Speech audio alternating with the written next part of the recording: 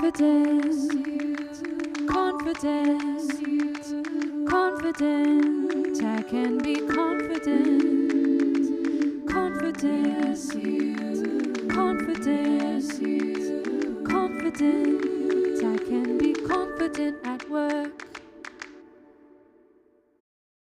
Hello and welcome to the Confident at Work podcast. I'm your host and your confidence coach, Anna Manning. And today we're talking about whether you really need to be nice. And I've got nice in air quotes, but obviously this is not a video podcast, so you can't see me doing that. But anytime I say nice in this episode, imagine me doing air quotes around my face.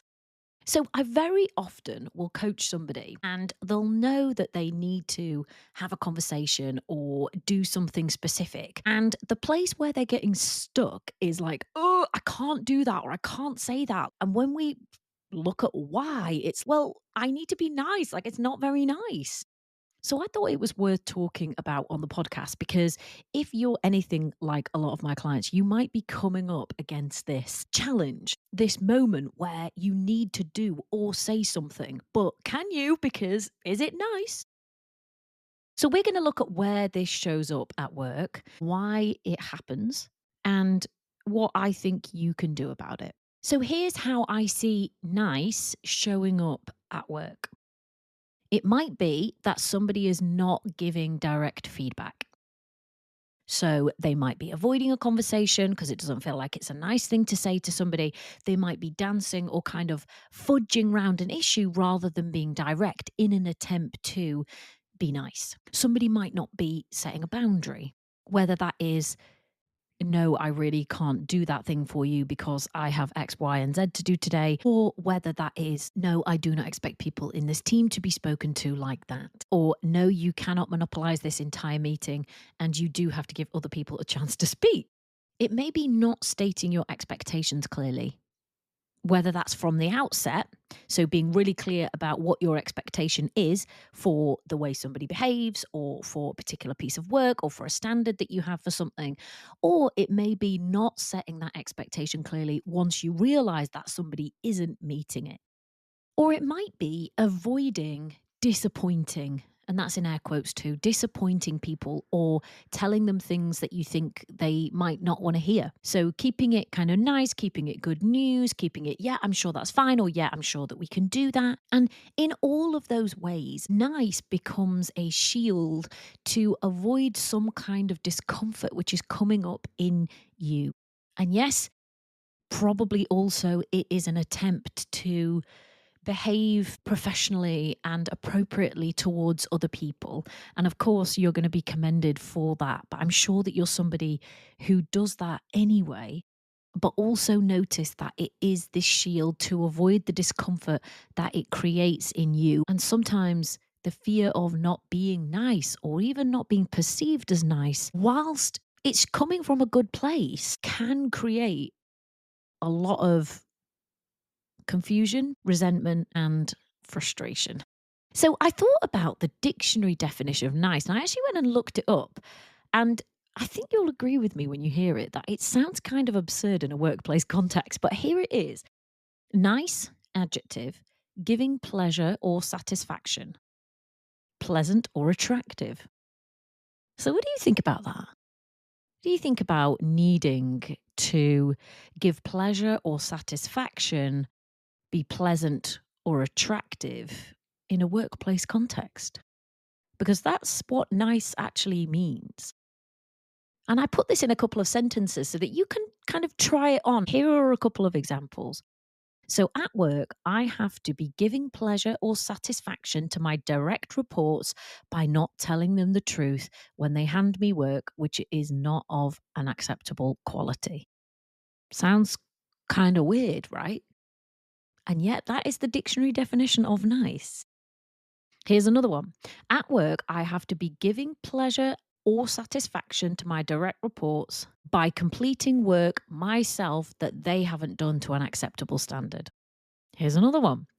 At work, I have to give pleasure or satisfaction to the person who is going on so long in a meeting that nobody else gets to speak by not saying anything. It starts to sound kind of absurd when you actually look at the proper definition. Here's another one. At work, I have to give pleasure or satisfaction to the person who isn't meeting my expectations by keeping that fact to myself. Right? Sounds mad. And yet, that is what nice means. And I know you're probably listening to those and thinking, well, I do not have to do that. So that might be an interesting thing for you to think about and to look at. I said I was going to offer you a reframe, and actually, that wasn't it, but that is one. Try putting that in a sentence, or try putting your example into a sentence and looking at it and see how it looks. So, why do I think that this happens? Why do we get kind of stuck on this hook of having to be nice? And there's probably different things in it for all different people, but just a few ideas to offer in case one of these feels relevant to you. One of them, I think, is probably childhood or cultural messages that people get. I'm sure we've all heard if you can't say anything nice, don't say anything at all. Well, certainly, I know there's people who listen to this podcast all over the world, but if you grew up in the UK, you grew up hearing if you can't say anything nice, don't say anything at all. That is a message that we hear loud and clear as children, probably in school as well as in our homes. And what happens? We take that on, we take that in, and then we get into a workplace setting where we have to tell somebody something that isn't considered to be quote unquote nice. We don't say anything at all, and then we wonder why. Even though we may subconsciously have accepted the rule, if you can't say anything nice, don't say anything at all. And if this feels relevant to you, explore what this means for you. And maybe write this out. So if I can't say anything nice, I shouldn't say anything at all. And at work, this means that what? I can't tell people what my expectations are. I can't tell people when they're not meeting them. I can't say anything that might disappoint anybody. I can't set a boundary. What does it mean for you? Get down into the nitty gritty and really look at it. I think there is also gendered and socialized expectations around being nice. And I think this one is squarely aimed at women. So there is a gendered aspect to this issue. Women are considered to be behaving appropriately if they are nice, quote unquote, and considered to be an unreasonable, heinous bitch if they are behaving directly or challenging, right? Potentially. I'm not saying all the time, obviously, not all the time. But this is a binary that gets set up. And a client this week, I asked for her permission to share this on the podcast because she so perfectly articulated this. She said it's a choice between being nice and being an unreasonable 80s monster. And by that 80s monster, she was talking about those characters in films that we saw in the 80s. So suddenly there were a few women allowed into positions of power within organizations. And in order to succeed, they had to be like a man. They might have worn, in her imagination, she was wearing thigh high leather boots, big shoulder pads, big hair. You might have your own examples of this. But this binary has been set up. Think about the films that we watched. You were either Cruella de Vil or you were Snow White. You were either nice or you were a heinous bitch that went around killing Dalmatians for their skin. I know I'm comparing and contrasting two films there, but that is the binary that got set up. And it's nonsense. But it doesn't mean that it doesn't live somewhere in our head. And it doesn't mean that it doesn't have consequences. So if this binary of, well, I can be nice or I can be like a heinous bitch feels relevant to you, then do some work here. This is a false narrative. This is a binary which has been set up, which you may unwittingly have become trapped in. And I really challenge you to think about whether you want to swallow this binary, this Disney stereotype without question. I often unpick this with clients during sessions because I think it's really, really important. And one of the reasons that it is really important is because if women get unfairly trapped in this binary, they have to be quote unquote nice.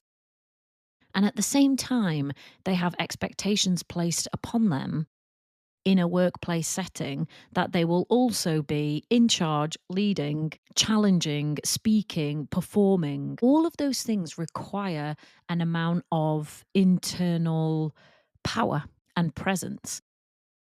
And what I see from my clients is that they lose access to that power, which exists within them when they have to be quote unquote nice. When they are stuck within this binary, they lose part of themselves that they need access to operate in the environment they operate in. So this false binary between nice and heinous 80s bitch monster sets women up to lose their power, lose their real internal sense of what they know is right and how they want to do things. So if it helps you to understand this and see this through the lens of misogyny and patriarchy, then start your work there.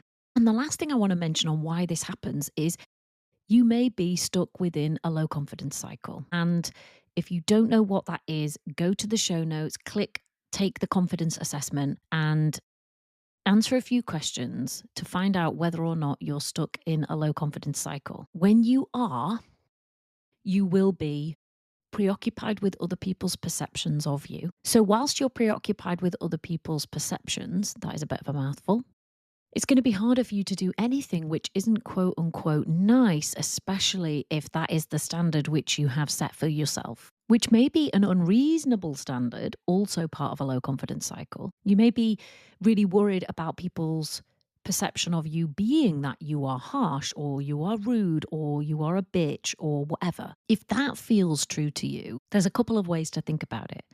One is that people's perceptions of you are more their business than yours. If you are content that you are acting with integrity, appropriately and professionally, the rest of their perception is on them. They could perceive you any which way. But while you're trying to control their perception, you are going to get this wrap around your head. Also, part of that low confidence cycle is having unrealistic standards. And this is another way of looking at this, another way of thinking about it is to hold yourself to the standard of always being quote unquote nice. So never setting a boundary, not setting a clear expectation, not being direct with people, not wanting to disappoint anybody or tell people things that they don't want to hear. How realistic is that as a standard whilst also expecting you to do the job you've been hired to do? For most people, that is a completely unrealistic standard. There is no way you could contort yourself to do those things at the same time. Think clearly about what your job actually requires of you.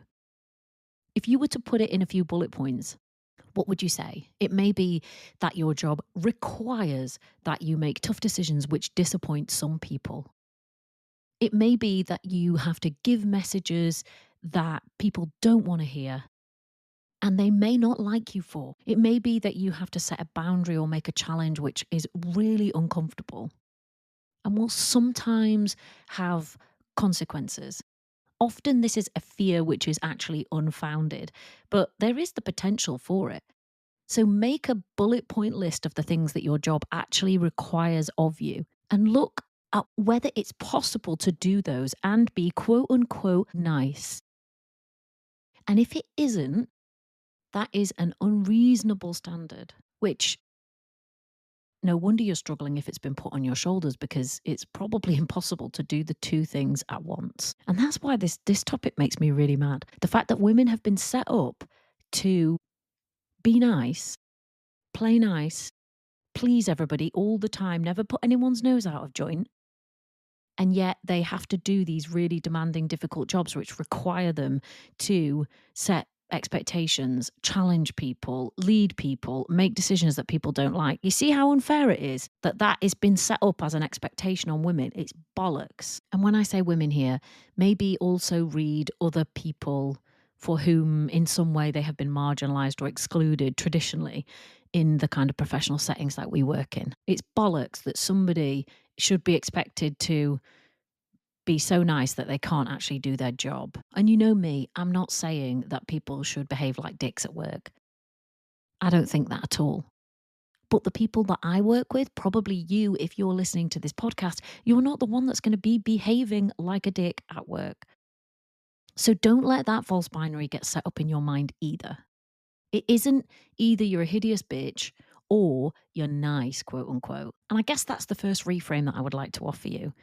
It's that you probably have already seen somebody being direct, doing the challenge that they need to do, setting expectations, being firm, being clear, and being professional, being respectful, having integrity. I bet you've seen somebody do that. I know I have. You've probably seen somebody set clear expectations and at the same time be respectful of other people's dignity and deliver messages in a way which is caring and brings some understanding to the situation. Who have you seen doing that? If you've seen somebody doing it, you know that it's possible. It's possible to be direct, to be clear, and to be respectful, and to care about somebody's dignity. Brené Brown always says, clear is kind, unclear is unkind. And I like that. And I like to try and remember it. Because we can sometimes get set up into this position where we think, I've got to dance around this issue or I've got to fudge it in order to be kind. And she says, clear is kind, unclear is unkind. You can be real with people. You can be clear with people without being unkind.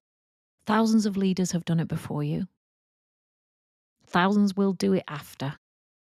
And if you're listening to this podcast, you're probably one of the ones that already cares about how people feel. You probably care about people feeling okay about being at work. And that's good. It's probably why people like working for you and like you to be around them as a colleague or as a boss or as someone they work on projects with. But be careful if that slips all the way into, in order to please these people, I can never say anything that they don't want to hear. I can never set a boundary, make a challenge, or be direct and clear with them. And remember the person, the example that you have in your head of somebody who has been really clear and has cared about you. You do not have to stop caring about people in order to be direct. If you haven't heard of this idea of radical candor, it was introduced by a woman called Kim Scott. And she talks about, there are 4 quadrants. Google it, because it's good to be able to actually see it as well as hear about it and think about it. But there are 4 quadrants. And on the, let me get this right, vertical axis is caring personally. And on the horizontal axis is challenging directly. And she advocates for organizations which practice radical candor. And that means that you're high on the caring personally axis and you're also high on the challenging directly axis. So if you fall within that quadrant on the diagram, you are practicing radical candor. So you're direct and you're caring personally. And most of my clients will say, using this radical candor diagram, this radical candor tool, that they fall into another quadrant, which is top left. And that is that they care personally. So they're high on that quadrant of caring personally, but they're low on the quadrant of challenging directly. So they fall into a category which is called ruinous empathy. Now, I love how dramatic the names are, but that might be where you tend to fall into that quadrant of ruinous empathy, where you're really caring about people, but you're not challenging them directly. So if that sounds useful to you, look up radical candor, look at that diagram and see what it would take for you to move into caring personally and challenging directly.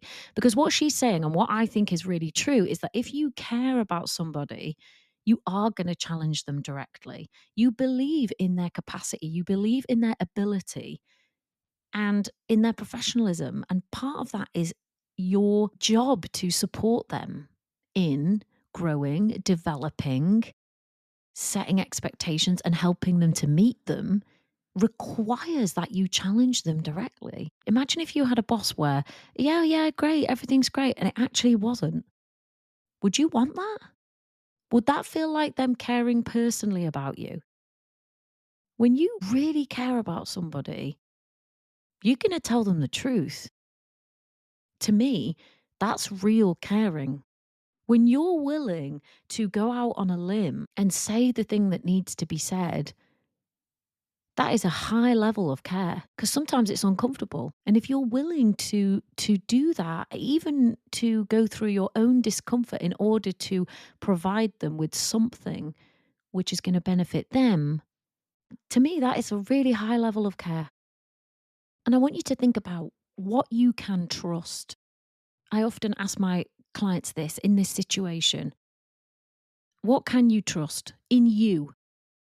And mostly they'll say, I can trust myself to be professional. I can trust myself to have integrity. I can trust myself to deliver this appropriately. I can. I know I can. Because they know who they are and you know who you are. So remind yourself what you can trust. And last off on this, I think make a decision. Make a decision about who and how you want to be. Do you want to be in that ruinous empathy box, or do you want to be in radical candor? Do you want to be the kind of leader who cares personally and challenges directly? You will be able to get good at that.